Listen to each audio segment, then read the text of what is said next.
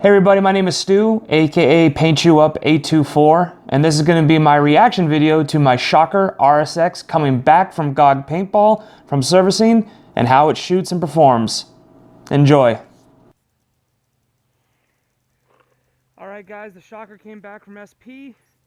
If you're familiar with any of my other videos, been having some issues with braking a lot with the SP Shocker, or the Shocker RSX.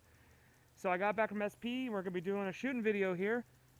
Let's see what they did to kind of tune it up and if it really made a difference. So I tried to get the same paint, and all the setup is still the same, so let's just see. I'll be shooting into this bucket.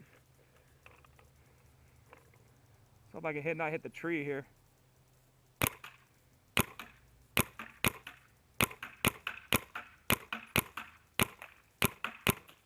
Trying not to.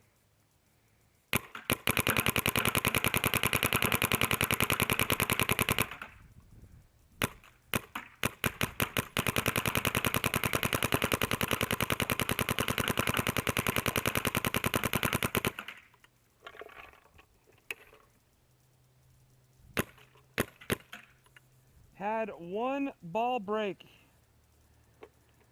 Even after coming back from the factory, tuned up, still had a break within one hopper.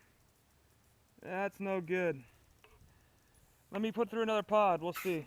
All right, I got another hopper, and we're gonna do one more hopper out of this, and if it breaks, it breaks. We'll just kind of see.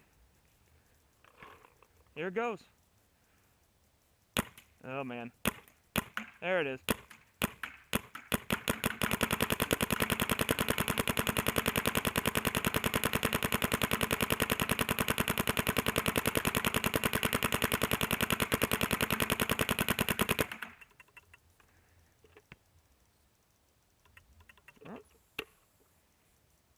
Yep, no more, I guess.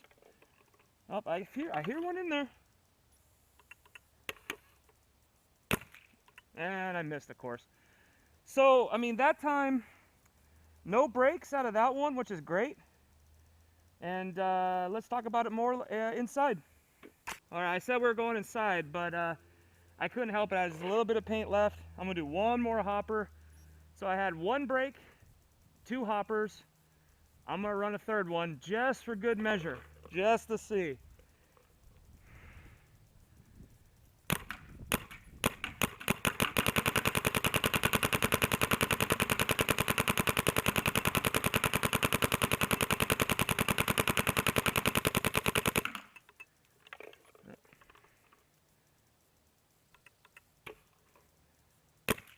And of course I missed the last one. Again, no breaks. Maybe just a fluke on the first one. So as you guys saw, out of the three hoppers I shot, I had one break within the first hopper, and then the other two had no breaks at all, which in my opinion is better than what it was beforehand. Granted, I have not yet actually played a point with the gun. Buying a new CSR and then doing a review on the G-Tech kind of limited my play with the Shocker here. So I think for my next session, I'm definitely going to break out the Shocker with the CSR and definitely play a little bit more with it. Before sending the Shocker off to GOG, I was having breaks constantly within the gun. Even out here in the backyard, I was having a break just ripping a hopper, and that really shouldn't happen, especially with that hopper. I tried to diagnose everything I could mechanically, whether it be with the gun, with the hopper, the pressure settings on the tank, and it all kind of seemed to be the same. I even sent it to our local paintball shop where the pro there really couldn't figure out an issue with it either. And sending it back to GOG I think was a great idea. By the way, the service from GOG was actually very good. It kind of is a staple, I guess, in the paintball industry that these companies really do stand behind their work. And sending it back to GOG, I had to fill out a return request, sent it back to them. And this was purchased used, so I wasn't even the original owner of the gun. And they still took it in.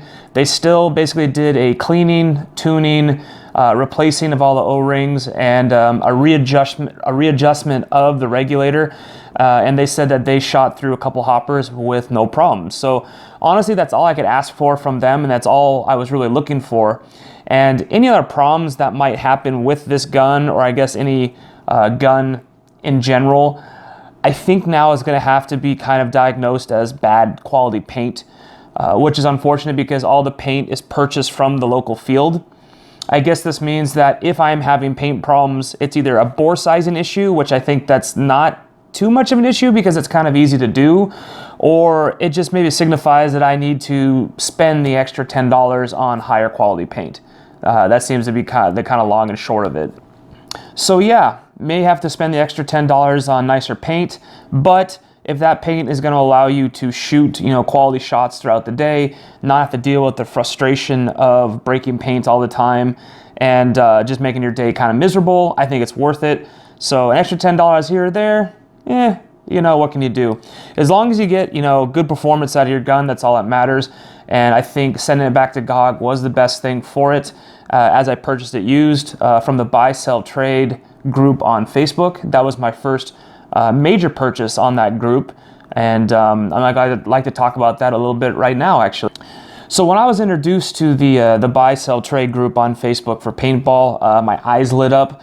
There were so many different options on that group, and honestly really great prices as well, because everything was being sold as used or looking for trades, or people like to swap gear and that kind of stuff. So I was really impressed with the pricing that went on, and kind of would recommend to people also, if you could find really decent quality guns on there for used prices, that is pretty awesome. And this was the first major purchase I made on that group, buying this Shocker RSX. I'd had my eye on the Shockers quite often, and just the shot quality and the feel and just the lightness of it was what drew me to it. And when I purchased it from someone out of Montana, and the transaction was great. He was really honest, and I sent him, I ended up purchasing it for $500 even. That included all the PayPal fees and shipping. People on the buy, sell, trade group, I think just maybe when people are selling in general, they always like to get what they paid for it. Well, that's not the case because it's a used item. So there was a little bit of negotiation that went on, but you just have to convince people, like, do you want to sell it or do you not want to sell it? It's as simple as that. People are like, oh, I added this, or I added this, or I added that. And I really like to get my money back for it, and that's just not how it works, honestly, in the real world. And if someone is not going to be reasonable when it comes to negotiating on that effect, you might as well just move on, because you're not going to get a good deal, and you're not going to, be able to work with that type of person. So you definitely got to look for people that are a little more reasonable when it comes to that kind of stuff. And this particular person that I worked with, I felt was. He wanted the Shocker 500 flat, that included fees, that included shipping. And I paid him through PayPal. I paid him through goods and services. Never pay someone through gifting. If someone asks for you to gift them a payment, that's usually a red flag, because your PayPal buyer's protection is not granted when you gift a payment to someone. So if you were to gift a payment to someone and they didn't send you the product, you're hosed. There's really nothing you could do. So the gun was shipped to me, and I have to admit, the packaging was quite awful. I don't know if it was just through the mail or the person that sent it. Packaging was really ripped up, but the gun is in a fabric protective case, so it worked out really well. And what I did is, when I received it, I restored all the factory default settings on it, because going through it, it definitely looked like this person used it for tournaments, and he had it all the settings set for cold weather play, being in Montana, and he definitely had it tuned to his liking. So I reset all the factory defaults back to normal, and even upgraded the board through the GOG website, and again, had nothing but problems with breaking paint, which is what drove me to send it back to GOG just for tuning. Honestly, it was just for my peace of mind by sending it back there, and it only cost me about $35 total, including the repairs and shipping. So I didn't think it was that big of a deal. Sometimes I ask myself, would I have had these problems and these headaches throughout my days breaking a bunch of paint had I just purchased this Shocker new? Maybe, maybe not. It's kind of hard to tell. I'm glad I got this gun for the price I did, but then kind of the headache, the time spent trying to tune it, the time spent sending it back for tuning, and money spent trying to diagnose the problems. I probably spent when you include time and effort and money, I probably spent what it would have cost to buy a brand new one in the first place. So now I kind of tell people just to be a little leery of buying these guns used, especially off of an unregulated site like the buy, sell, trade group in Facebook. And if you're on that group at all, I kind of tend to scan it every now and then. You'll see a lot of posts of people who do get screwed over and who will make payments and then be blocked by that person, and the person will never send them their product.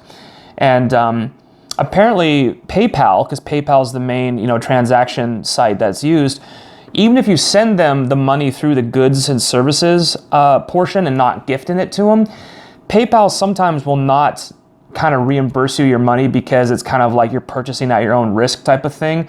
There's very hard proof to be able to prove that is the transaction that took place, because I found out that PayPal will not accept messaging on Facebook as evidence of you making a purchase and not receiving your product, like a receipt, because you don't need to have like a verified Facebook account. Anyone can make a random Facebook account. It could be totally frivolous for who knows. So what I do when I buy off of that group, which is rare now because of the experience I did have, I'll probably never buy another gun off that group unless it's a screaming deal, but I do buy hoppers, tanks, other accessories.